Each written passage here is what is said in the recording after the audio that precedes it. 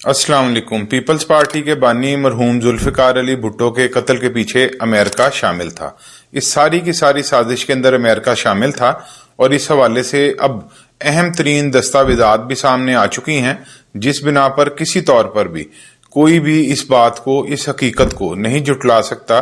कि जुल्फिकार अली भुट्टो की जो सजाए मौत हुई थी, इन्हें जो फांसी की सजा दी गई थी या इनका जो अदालती कत्ल हुआ था, जो कुछ भी हुआ था इसके पीछे अमेरिका शामिल था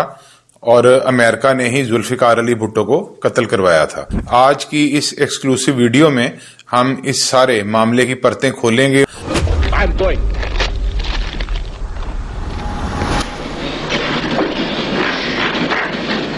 कानूनी तरीके से फौजदारी निजाम को खात्मा आज हो रहा है। करोगे, मेहनत करोगे, लड़ोगे, मरोगे और जदोजहद करोगे, ईमान से करोगे, खुदा की कसम करोगे। जुल्फिकार अली भुट्टो को अमेरिका की तरफ से कत्ल करवाए जाने के सारे मामलात से पहले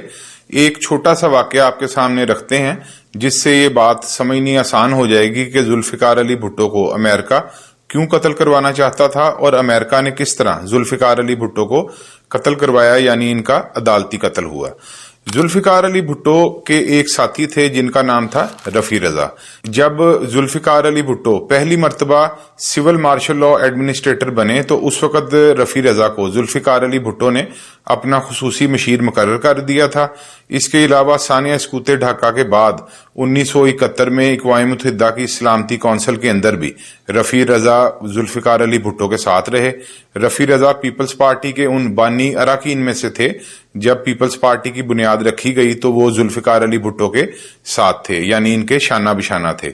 रफी रजा 1972 के शिमला मुआहदे में और इसी तरह 1973 की आइन साजी में, आइन के ड्राफ्ट की तैयारी में उन्होंने बहुत ज्यादा जुल्फिकार अली भुट्टो का साथ दिया था। और रफी रजा पेशे के एतबार से एक बैरिस्टर थे। रफी रजा ने जनवरी 1977 में जुल्फिकार अली भुट्टो से इनकी रिहायशगाह पर एक मुलाकात की और ये मुलाकात तकरीबन 4 घंटों तक जारी रही। रफी रजा ने इस दौरान जुल्फिकार अली भुट्टो को ये कहा कि मैं आपसे जो बात करने लगा हूं, आपने किसी तौर पर भी इसके जराए का मेरे से नहीं पूछना, मैं इसके जराए आपको नहीं बता सकता। अलबत्ता उन्होंने जुल्फिकार अली भुट्टो को ये बताया कि आपके खिलाफ PNA की एक तहरीक शुरू होने वाली है,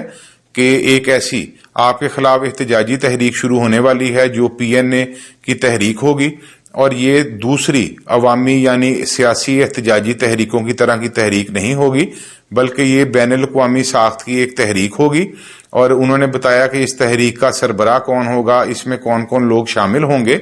इस तहरीक के बारे में उन्होंने जुल्फिकार अली भुट्टो को बताते हुए 3 मुतबादिल सामने रखे कि एक तो ये कि एटमी रीप्रोसेसिंग का जो उन्होंने एक सारा काम शुरू किया है उसे रोक दिया जाए, इंतखाबात को भूल जाएं या संगीन तरीन नताइज के लिए तैयार हो जाएं। 4 घंटों तक उनकी जुल्फिकार अली भुट्टो से मुलाकात रही और आखिर जब 4 घंटों बाद जुल्फिकार अली भुट्टो उन्हें अलविदा कर रहे थे तो रफी रजा ने उनसे पूछा कि आपका फैसला क्या है। जुल्फिकार अली भुट्टो ने कहा कि इंतखाबात मुलतवी करने का वक्त गुजर चुका है, खत्म हो चुका है। और दूसरा, एटमी रीप्रोसेसिंग प्लांट के हवाले से जहां तक बात रही,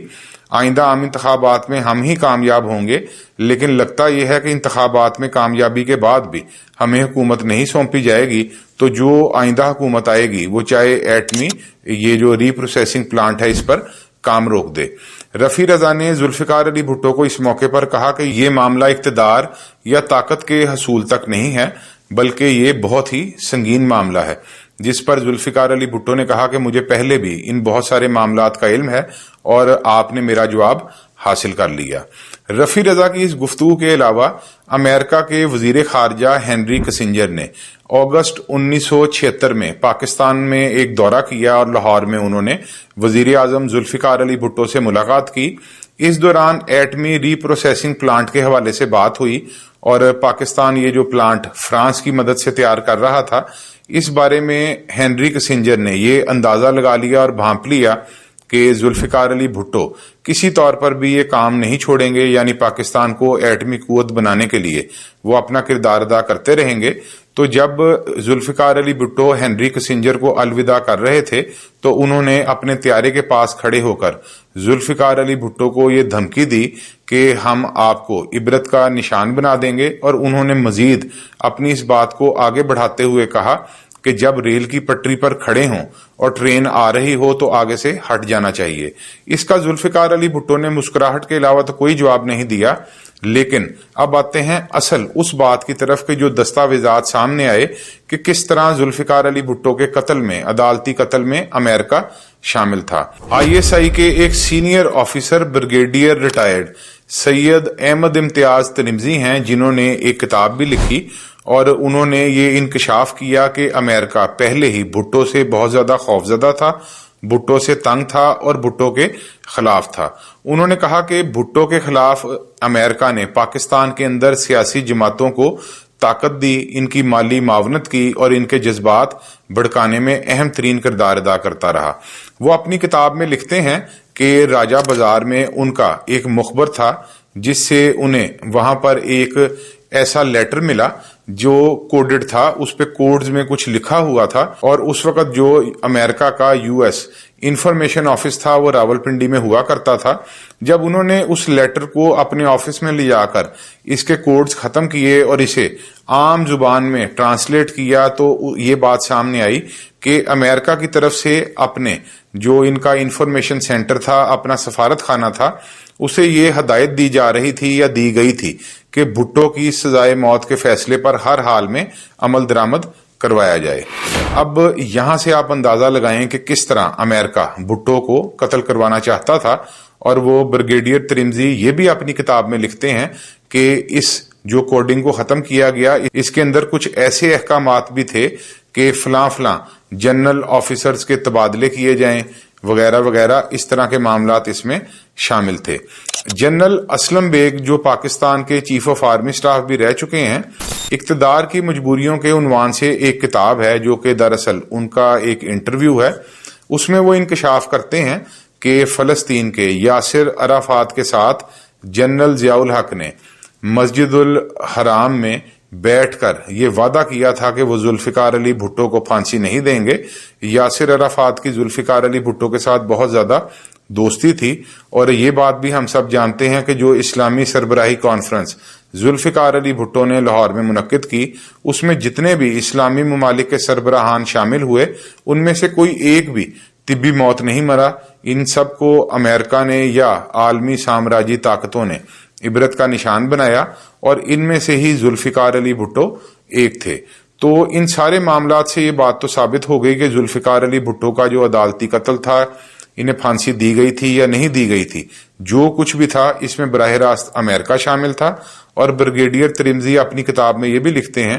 کہ وہ جب اس کی کوڈنگ ختم کرنے کے بعد اس وقت کے لاہور ہائی کورٹ کے چیف جسٹس شمیم احمد قادری کے پاس گئے اور انہوں نے یہ ساری بات کی، تو انہوں نے بتایا کہ بھٹو کی سزائے موت کے فیصلے پر شاید عمل درآمد اس لیے نہیں ہو سکتا کہ بہت سارے جج اس جو کیس ہے، اس کا جو یہ فیصلہ ہے سزائے موت کا، ان کی سوچ اس پر منقسم ہے۔ قانون کے مطابق بھٹو کو سزائے موت نہیں دی جا سکتی، کیونکہ یہ جو مبینہ طور پر قتل کا کیس ہے اس میں بھٹو براہ راست خود ملوث نہیں ہے، یعنی انہوں نے خود قتل نہیں کیا۔